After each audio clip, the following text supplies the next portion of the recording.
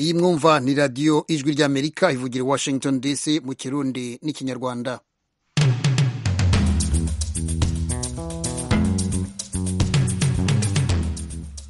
radiyo ijwi ry'Amerika yumvikanira kuri FM 104.3 mu Rwanda. Mu Burundi mwatwumvira ku mirongo migufi ya shortwave kuri metero 19 na 22. Mudusange no kuri Facebook, kuri YouTube ku izina radiyo yacu, naho ku rubuga rwa internet turi kuri @radio yacu voa.com. Ndabasuhuje bahikaze mu makuru yacu y'aka kanya mugiye kugezwaho nanjye Jeffrey Mutagoma. Abaturage batuye ikirwa cya Nkombo mu burengerazuba bw'u Rwanda bahangayikishijwe n'ubwiyongere bukabije bw'abaturage. Urabona hano ku kirwa cya Nkombo abaturage ba hano barusha ubutaka bwaho ubwinshi. Imiturire yacu urebe n'udupariseri dusigaye ukuntu tungana. Niba se umuntu afite umuryango w'abana 5-7 urabona ko yaba afite ibyo kubahaza. Uwo nomwe mu batuye ku kirwa cya Nkombo mu karere ka Rusizi mu Rwanda. Turananyarukira mu Burundi kureba ikibazo cy'abanyamakuru batawe muri yombi, tunaganire ku bijyanye n'uburwayi bw'igituntu. Ntimujye kure.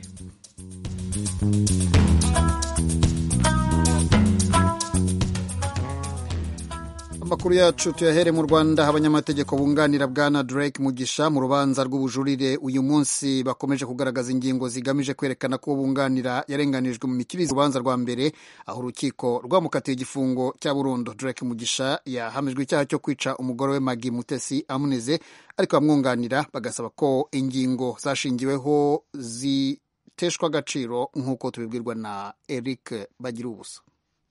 Iba abanyamategeko bunganira Bwana Drake Mugisha babisabye kubera impaka z'urudasha zikomeze kuzamuka mu rukiko, zirashingira ku kizamini cyakozwe n'umuganga Professor Cyokunda Lunette Tumwine ku murambo wa nyakwigendera Pastor Maggie Mutesi hagamijwe kumenya icyateye urupfu.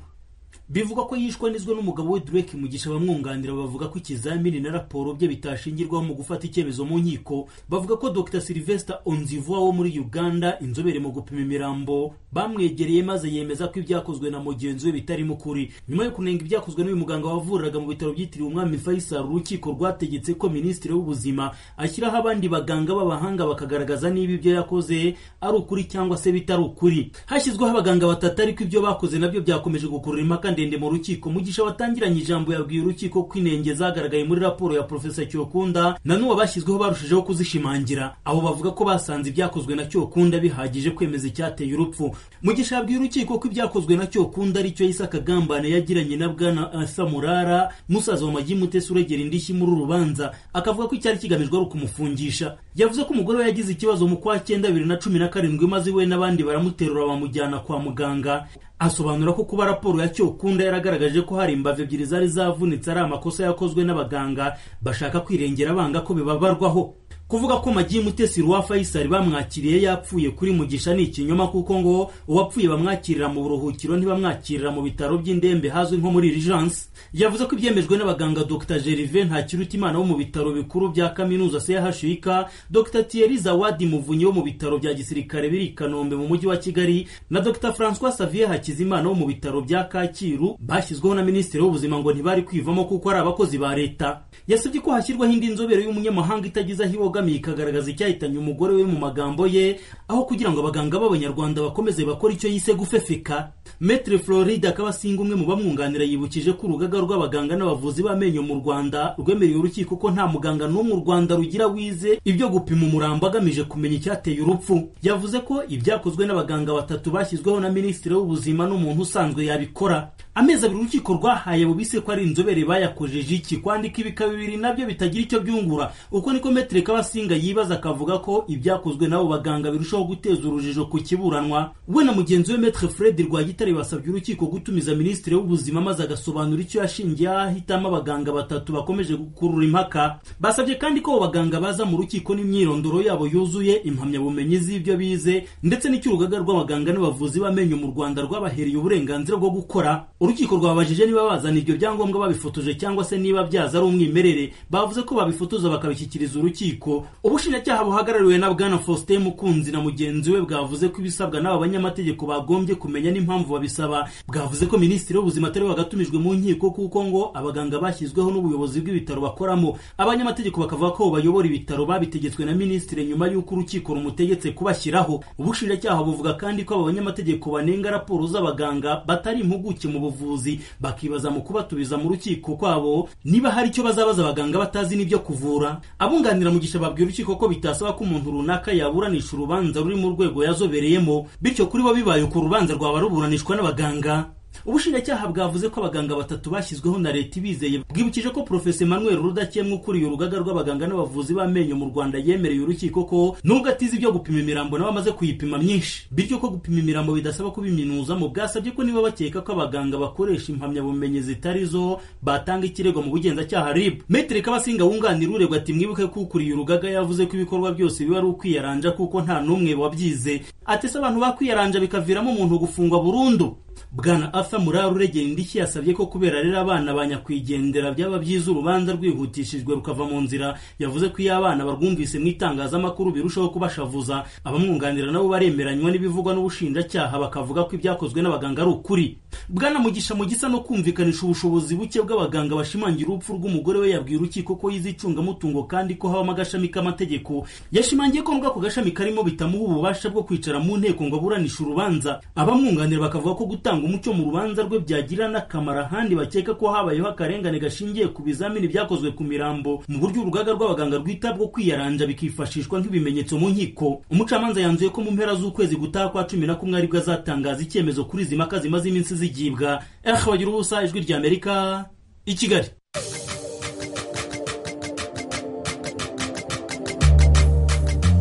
Mu munota umwe gusa uramenya amakuru y'Afrika kuri radiyo Ijwi ry'Amerika buri munsi. Kurikira video y'umunota umwe ku Ijwi ry'Amerika ni ku rubuga rwa Facebook rw'Ijwi ry'Amerika. Adresi ni VOA Radio Yacu. Video y'umunota umwe gusa, inkuru nyamukuru kuri Afrika. Radio Yacu. Radio Ijwi ry'Amerika mu Kirundi n'Ikinyarwanda. Noneho tujye mu Burundi aho abanyamakuru bane b'ikinyamakuru kigenga Iwacu n'umushoferi wabo kuva ejo kuwa kabiri mu gihe cy'amasaha 48 bategereje kureba niba bagomba bafunze by'agateganyo cyangwa barekurwa. Umwe mu bunganizi babo mu by'amategeko yizera ko bari burekurwa, arabishingira ku byo byagenze ku wa kabiri mu rukiko rukuru rwa Bubanza mu burengerazuba bw'u Burundi. Eloge Willy Kaneza. Inyuma y'imisi 8 batidegemvya hamenyesha makuru bane b'ikinyamakuru cigenga Iwacu, Agnes Ndirubusa, Christine Kamikazi, Egide Harerimana, Terence Mpozenzi n'umudereva wabo Adolphe Masabarakiza kuri uyu wa kabiri barumvirijwe muri chambre de conseil muri sentare nkuru ya Bubanza mu burengero bw'u Burundi. Uko ari batanu bumvirijwe hafi amasaha 2 bunganiwe n'abashingwamanza batatu. Mu kiringo c'amasaha 48 uhereye kuri uyu wa kabiri ni ico gisata ca chambre de conseil kizomenyesha niba bazoba barafunzwe ivy'agateganyo canke bazotezurirwa. Clement Letirakiza, umwe mu bashingwamanza bunganira abamenyesha makuru, asigura ko baronkejwe umwanya uhagije wo kwiregura. Anizera ko bashobora kurekurwa. Icyo twavuga nuko sentare yagerageje guha umwanya ababuranyi, iraha umwanya uwagiriza icyaha arashikiriza icyo yagiriza abo twari ko turunganira, hanyuma nabo sentare irabaha umwanya barisigura, kandi turashima kuko barose umwanya ukwiye by'ukuri. Umwe wese aravuga ariregura bihagije, hanyuma natwe nk'uko amategeko abivuga turafata ijambo bahejeje kwisigura tukabunganira mu by'amategeko, kuko twebwe twunganira mu by'amategeko twavuze bihagije, kandi turabona ko sentare iriko iraduha ijambo bikwiye, nta muntu yandigamye ijambo. Turabunganira nk'uko amategeko abivuga by'ukuri. Turashima ko intahe yagenze, nicyo gituma dufise n'icyizere mbere ko sentare ishobora kubatezurira. Icyizere turagifise kuko twebwe twamatwizeye ubutungane, na cyane cyane ko twagerageje kwerekana amategeko icyo avuga, dufatiye ku byo bariko barakurikiranwa ko n'ibyemezo umushikirizamanza ariko aratanga tukongera tukaraba icyo amategeko avuga muri procedure menizi turafise icyizere kinini cyane ko bashobora guteturira. Abamenyesha amakuru b'ikinyamakuru cigenga iwacu n'umushoferi wabo bahagaritswe ku munsi wa kabiri w'indwi iheze batawe muri yompi bari muri komine Musigati mu ntara ya Bubanza mu burengero bw'u Burundi bari bagiye kurondera amakuru ku gutana mu mitwe kwariko kuravugwa hagati y'imigwi y'abantu bitwaje ibirwanisho bari baje baturuka muri Kivu y'umumanuko muri Republika ya Demokarasi ya Kongo. Umuharwanya leta y'u Burundi Red Tabara uri muri ako gace ka Kongo wahavuye wemeza ko abatanye mu mitwe n'inzego z'umutekano ari abagwanyi bawo. Ku munsi wa gatandatu w'indwi iheze cyariho c'umushikirizamanza wa Republika mu ntara ya Bubanza yafashe ingingo yo kubarungika mu ihoro rikuru ry'iyo ntara. Jean-Marie Vianney Ntamikevyo yabagirije gufatikanya n'abashatse guhungabanya umutekano w'igihugu. Amashirahamwe atari make yo mu karere Afrika na mpuzamakungu akomeje kwiyamiriza ifungwa ry'abamenyesha amakuru b'ikinyamakuru cigenga iwacu. Eka na bamwe mu banyepolitike b'abanyamerika nk'umupfasoni Karen Bass atwara akanama kungirije kajejwe imigenderanire ya Kongere ya Amerika n'ibihugu vya Afrika yanditse ku munsi wa gatanu w'indwi iheze yavuga ko atewe umutima uhagaze n'ifungwa ry'abamenyesha amakuru bane n'umushoferi wabo. Mu rwandiko rw'ibarangiza agira ati ukwibasira abamenyesha amakuru ni ukwibasira ubwigenge bwa kiremwa muntu ndasavye rekurwa bidatevye ry'abamenyesha amakuru Agnes Ndirubusa, Christine Kamikazi, Egide Harerimana, Terence Mpozenzi n'umudereva wabo Adolphe Masabarakiza. Eroge Urikaneza, Nairobi, Ijwi rya Amerika. Urakoze Eloge Willy Kaneza. Tugaruke mu Rwanda aho bamwe mu batuye kirwa cya Nkombo giherereye mu karere ka Rusizi kari mu burengerazuba bagaragaza impungenge ku mibereho yabo mu bihe biri imbere bitewe n'ubwiyongere bukabije bw'abahatuye. Inzego z'ubutegetsi ziravuga ko umuti w'iki kibazo ari ugushishikariza abaturage kuyoboka serivisi zo kuboneza imbyaro nubwo kugeza ubu ngubu batarabyumva neza. Ni inkuru y'umunyamakuru wacu Temistokle Mutijima. Nubwo ikibazo cy'ubwiyongere bukabije bw'abaturage gisa nkaho ari icyita rusange hose mu Rwanda, ku bakuze batuye Nkombo bo bavuga ko iyo bagereranyije uko byari biri ubwo babyirukaga ubu basanga ikavukire yabo yararengeraniwe. Ibi bikabatera impungenge ku mibereho y'ahazaza dore ko n'ubu ingaruka z'uwo muvuduko mu bwiyongere zigaragaza. Yewe mfite abana 9 ariko nababyaye icyo gihe twari dufite isambu byinshi, twari dufite ubutunzi bw'inka n'isambu, twebwe yo kurya icyo gihe buno nibike cyane.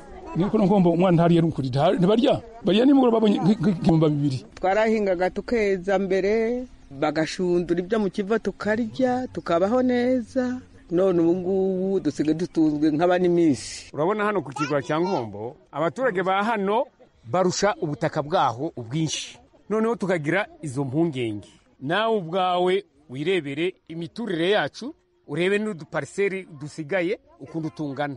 Niba se umuntu afite umuryango w'abana 5-7 urabona ko yaba afite ibyo kubahaza. Imibare y'inzego z'ubutegetsi aha muri Nkombo igaragaza ko iki kirwa gituwe n'abarenga 19,000 ku buso bwa kilometero kare 29.7. Iyo kandi igaragaza ko habazwa ubutaka bw'abaturage hatarebwe ku hubatswe ibikorwa remezo by'amashuri n'amavuriro cyangwa se aha leta n'aho abandi bafatanyabikorwa burenga abantu 1,000.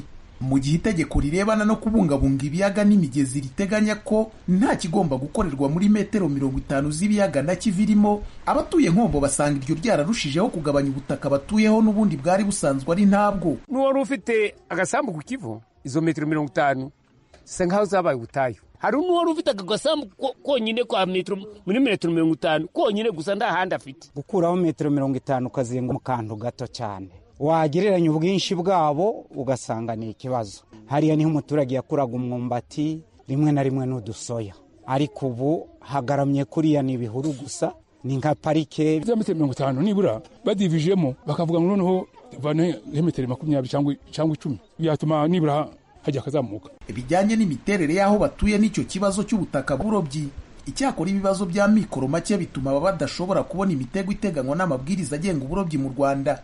Aha bikabasaba gukorera abahandi bafite ubushobozi bwo kuyigura. Aha naho ariko igihembo ni gito. Igihembo usanga ari gike cyane kubera ko iyo urebye iminsi 22 cyangwa 3 ibihumbi 8 aba ari amafaranga make cyane nyine ugutegeka gukubita aryamye ntabyo ni ukubura icyo dukora. Niba hari ukundi ubona ubuyobozi bwazatwitaho bukareba ko bwatukuraho icyo kintu wenda tukajya duhembwa natwe nka 10 na bingahe byibura ku kwezi byaruta. Inzego z'ubutegetsi aha ku Nkombo ziravuga ko ubu imbaraga zirimo gushyirwa mu gukangurira abahatuye kwitabira gahunda zo kuboneza imbyaro ngo nibura barebe ko umuvuduko w'ubwiyongere wagabanuka. Icyakora ubu bukangurambaga nabwo buracyahura n'imbogamizi nk'uko bwana Umuhire Neofite ushinzwe irangamimerere na notariya muri uyu murenge abigarukaho. Hari amadini avuga ko imiti itajyanye na gahunda z'Imana, ugasanga nabyo hari ababigendera bati nibyo koko bigendanye n'uburyo nayobotse n'idini nuko nguko bigomba kugenda. Izo nazo ni inzitizi. Ikindi nyine ni imyumvire. Hari nabo njya nganiriza hano baba baje kwandikisha abana ati sabo bana uragira ngo bazamperemo. Urumva rero n'ikibazo cy'imyumvire ni ukwigisha nyine dufatikanyije n'izindi nzego zibishinzwe, ngira ngo hari ikintu bizaye bigenda bitanga. Uretse ukutitabira gahunda zo kuringaniza imbyaro, umuco wo gushinga ingo bakiri bato, aho umukobwa ugejeje ku myaka 25 atarashaka umugabo afatwa nk'uwamaze kugumirwa cyangwa se kumubura, naho ngo uratiza umurindi ubu bwiyongere bukabije bw'abatuye iki kirwa. Aha ku Nkombo kandi inzego z'ubutegetsi ziragaragaza ko nibura mu kwezi kumwe handikwa abana 50 bavutse, bivuze ko mu mwaka umwe abahatuye biyongeraho abantu 600. Ibi bigasobanura ko mu gihe ibintu byaba bikomeje uko biri mu myaka 30 iri imbere abatuye iki kirwa cyamaze kurengerwa n'ubundi baba bikubye hafi inshuro ebyiri.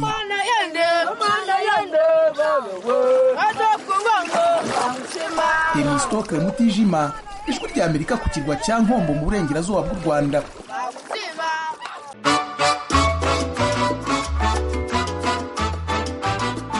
Banywanyi namwe bakunzi b'Ijwi ry'Amerika mu Kirundi n'Ikinyarwanda, tubamenyeshe ko mu gihe imirongo FM yaba ifite ikibazo mwakurikira ibiganiro byacu nk'uko bisanzwe ku mirongo migufi ya shortwave guhera saa 10 kugeza saa 2 z'ijoro. Mwatwumvira ku mirongo ya metero 19 na metero 22.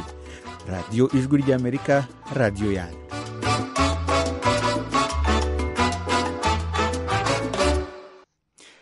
Igituntu ni imwe mu ndwara 10 za mbere zica abantu benshi ku isi. Iyo ndwara iyo isuzumwe kare kandi ikavurwa irakira. Bitabaye ibyo ishobora guhindukamo igituntu cy'igikatu cyangwa ikaba yahitana uyirwaye. Mu kanya gashize mu kiganiro muri Sanga, mugenzi wacu Eugene Mukankusi yabiganiriye na Bwana Habiyambere Innocent ushinzwe kwita no gukurikirana abarwayi b'igituntu cy'igikatu ku rwego rw'igihugu RBC ubwo hano mu Rwanda. Iryo rero ni ishami rishinzwe kurwanya igituntu mu Rwanda ry'icyo kigo nyine. Habiyambere Innocent aratangira asobanura igitera indwara. Indwara y'igituntu ni indwara iterwa n'agakoko gato cyane umuntu adashobora kubonesha amaso. Umuntu akabona gusa akoresheje ibyuma byabugenewe bikoreshwa mu mavuriro bita mikorosikopi. Ako gakoko rero gatera iyo ndwara y'igituntu akaba ari agakoko gakunze kwibera mu mwuka, kakaba kagera mu mwuka muri cya gihe umuntu aba akorora, mu gihe yicamuye, mu gihe aseka, mu gihe avuga.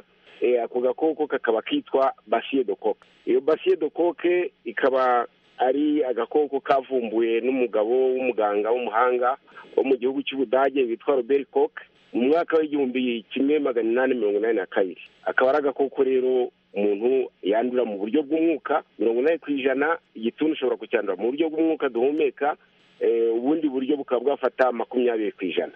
Ariko nanone igituntu nubwo cyandura muri ubwo buryo bw'umwuka duhumeka, duko tukajya mu bihaha, dushobora kunyura mu miyoboro y'amaraso tukava mu bihaha tukajya mu bindi bice by'umubiri. Indwara y'igituntu rero nako gakoko kitwa bacille de coque niko gatera iyo ndwara y'igituntu mu gihe umuntu agahumetse. Yego. Noneho niki cyabwira umuntu ko yarwaye igituntu? Igituntu ni indwara igaragaza ibimenyetso byinshi, ariko muri ibyo bimenyetso ndababwira iby'ingenzi. Icya mbere ni inkorora igejeje cyangwa irengeje ibyumweru 2. Icya kabiri ni ukugira umunaniro uhoraho. Icya gatatu kugira umuriro, umuntu akagira umuriro rimwe na rimwe nimugoroba, nijoro aryamye akaba yabira ibyuya ku buryo nk'amashuka aba aryamiye akenshi usanga wagira ngo basutsemo amazi yatose. Ikindi ni ukugira ikizibakanwa, kumva umuntu nta kintu ashaka kurya, hagakurikiraho rero ikimenyetso cyo kunanuka umuntu agenda atakaza ibiro. Ibyo ni byo bimenyetso by'ingenzi, ariko hejuru y'ibyo bimenyetso hakaba hari n'ibindi bimenyetso bishobora kwiyongeraho bitewe n'ibice by'umubiri byibasiwe n'utwo dukoko tw'igituntu. Yenda ntaze nk'urugero, nk'ufite nk'igituntu kibasiye inturwunyu z'umubiri, muri icyo gihe birumvikana ko hiyongeraho utuntu tw'utubyimba, akagenda agira ibibyimba. Ikindi, nk'ufite kiriya gituntu kibasira amagufa, hashobora kwiyongeraho nk'ikimenyetso. Urugero, akenshi icyo gituntu cyo mu magufa gifata mu magufa gikunda kwibasira uruti rw'umugongo. Iyo kibasiriye rero uruti rw'umugongo ni cya gihe ubona umuntu yagize inyonjo.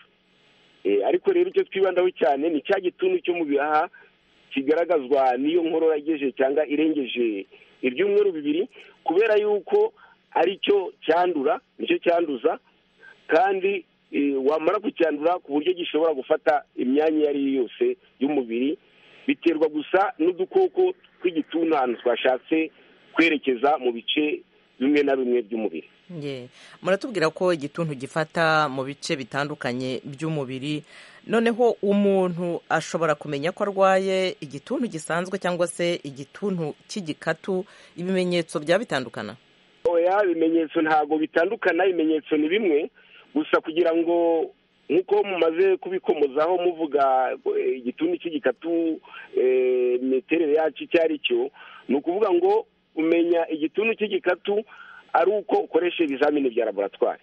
Ibizamini rero twifashisha ni ibizamini, ni kiritire zikorwa muri laboratwari nkuru y'igihugu, nibyo dushingiraho. Tukanashingiraho ku kindi kizamini bita Gene Expert. Ni ikizamini, ni imashini zigezweho dusigaye dukoresha mu Rwanda, tuzimaranye uyu mwaka wa 4. Izo mashini rero molekile zipima kugira ngo barebe yuko ari igituntu cy'igikatu. Nk'uko mwabivuze, ni umuti wa rifampicine. Ifata rifampicine, noneho iyo basanze twa dukoko tw'igituntu tudashobora kwicwa n'iyo rifampicine, muri icyo gihe aba ari igituntu cy'igikatu. Ariko ubundi hari undi muti wa kabiri bapima bita isoniazide. Isoniazide nawe ni umuti ukomeye mu miti ivura indwara y'igituntu. Ni ukuvuga ngo iyo miti isoniazide na rifampicine itakibashije kwica udukoko tw'igituntu, muri icyo gihe kiba cyabaye igituntu cy'igikatu. Ariko noneho iyo rifampicine yo y'amashini nababwiye ya Gene Expert ipima rifampicine yonyine. Yenda ushobora kwibaza uti se kuki noneho bapima nawe igituntu cy'igikatu ari uko umuntu aba adashobora, udukoko tw'igituntu tudashobora kwicwa na rifampicine na isoniazide, kuki noneho iyo mashini yo ipima rifampicine yonyine?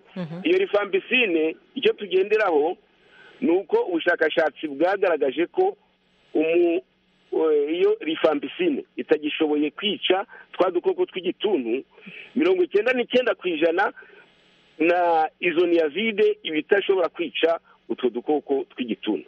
Niyo mpamvu rero iyo mashini ya Gene Expert ireba molekile imwe iriya ya rifampicine, ariko noneho iyo idashobora kwica twa dukoko kiba cyabaye igituntu cy'igikatu. Ibyo ni ibya mbere. Ubwa kabiri, biriya bizamini bya kiritire bikorerwa muri laboratwari nkuru y'igihugu, bo babireba byombi, bareba rifampicine bakareba na isoniazide.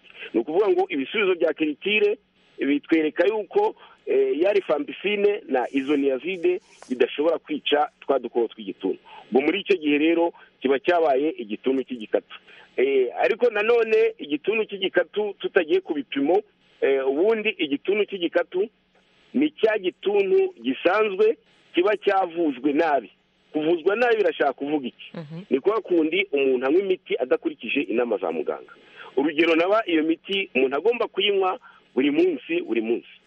Umuntu akagenda yinywa, agenda yisibira uko ashaka, aho kugira ngo ya miti imugirire akamaro yice twa dukoko tw'igituntu, ahubwo igenda imenyerana natwo, noneho ku buryo ya miti bitakibashije kwica twa dukoko tw'igituntu. Ubwo rero iyo miti yombi iyo itakibashije kwica twa dukoko tw'igituntu, niho bavuga igituntu cy'igikatu.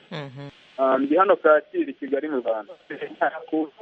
Buriya waba n'umuntu urwaye igituntu muri gusangira ku muheha umwe cyangwa se mu gikombe kimwe ukaba wakanduza. Noneho kuriya usanga nk'umuntu ushobora kuba yaje kwa muganga akavurwa agakira bitarenze igihe kingana iki. Ku kibazo cya Jean Pierre wo ku Kacyiru ubaza ati abantu basangiriye ku gikombe cyangwa se umuheha umwe ntashobora kumwanduza igituntu. Ibyo birumvikana rwose, naba umuntu arwaye indwara y'igituntu kubera yuko na ya macandwe aba arimo utuntu cyagiye abakorora agenda azamuka azamo utuntu tw'udukoko tw'igituntu, ugasomera ku muheha umwe cyangwa ku gikombe kimwe, undi nawe agahita asomeraho. Muri icyo gihe, muri ubwo buryo ashobora kwandura indwara y'igituntu, yayandura.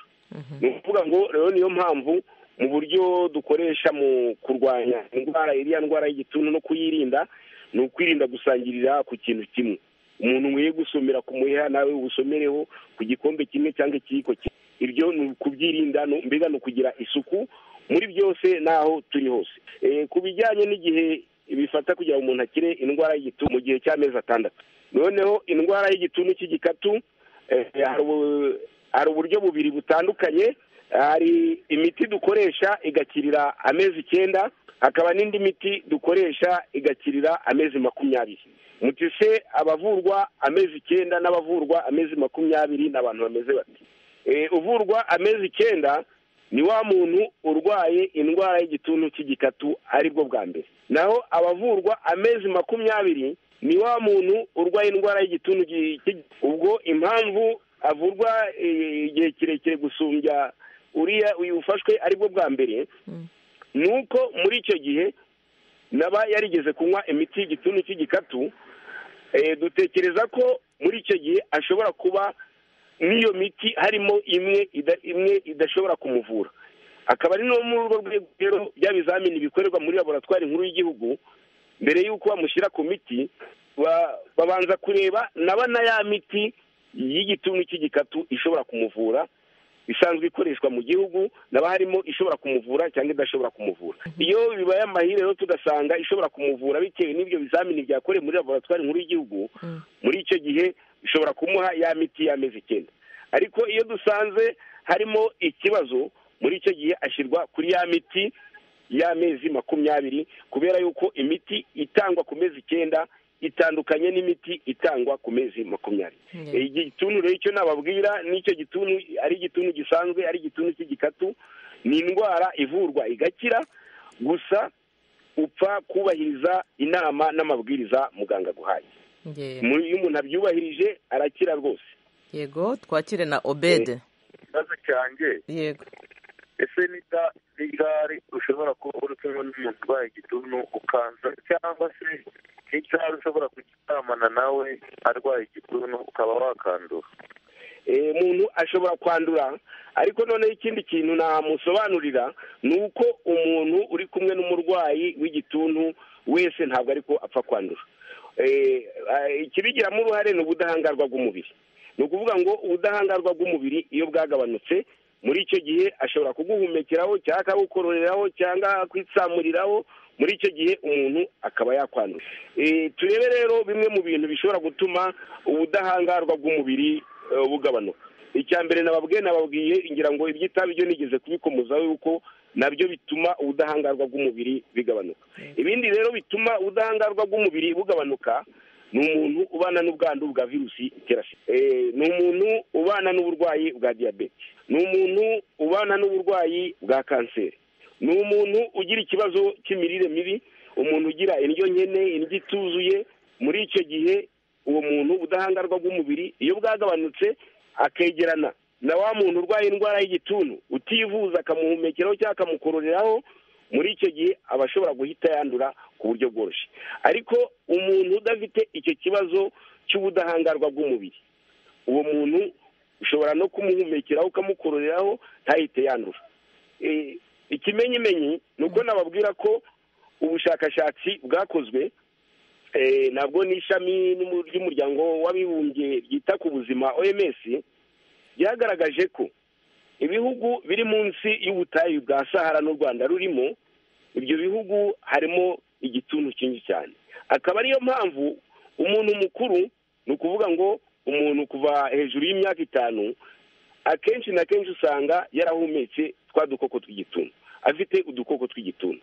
ni ukuvuga ngo kugira udukoko tw'igituntu no kurwara igituntu biratandukanye.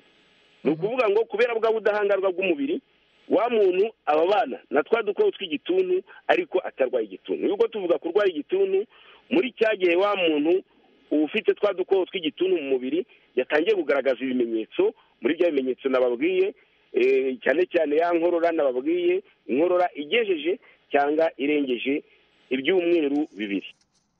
Bwana Habiyambere Innocent tugushimire, dushimira namwe mwese mwaduteze amatwi, dushimira